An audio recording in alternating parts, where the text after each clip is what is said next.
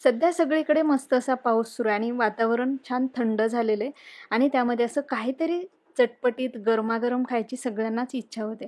तर आज असेच आपण जसे आपल्याला बाहेर मस्त कुरकुरीत आणि छान वडे मिळतात त्या पद्धतीचे वडे आणि त्यासोबत एक मस्त चटणी आपण घरच्या घरी कशी बनवायची ते पाहणार आहोत.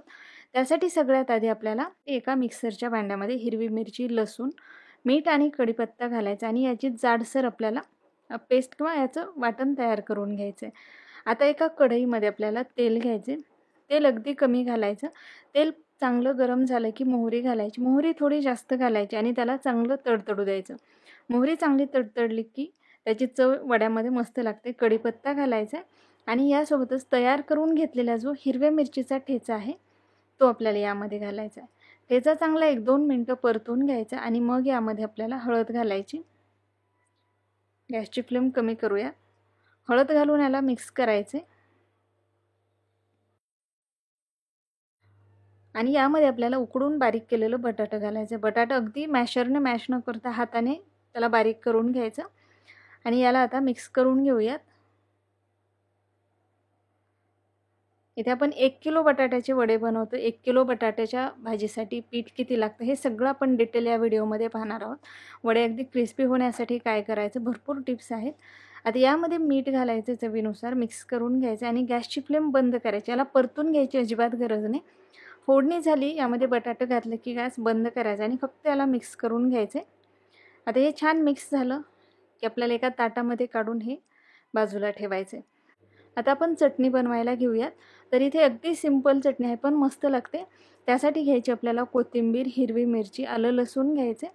यामध्ये मीठ घालायचं आणि गरजेप्रमाणे पाणी घालून आपल्याला ही मस्त अशी चटणी करून घ्यायची. खूप सोपी आहे पण खायला मस्त लागते. आता आपण यासाठी पीठ भिजवून घेऊया.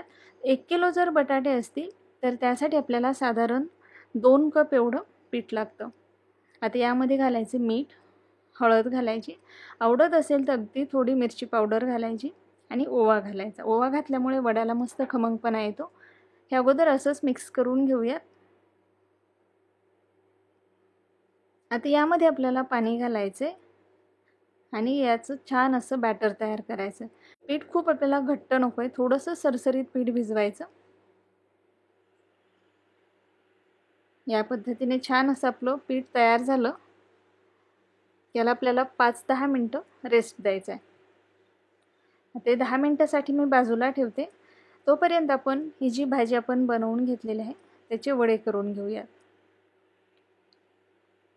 तर साईज तुम्हाला लहान मोठी कशी आवडते त्यानुसार तुम्ही याचे वडे बनवून घेऊ शकता.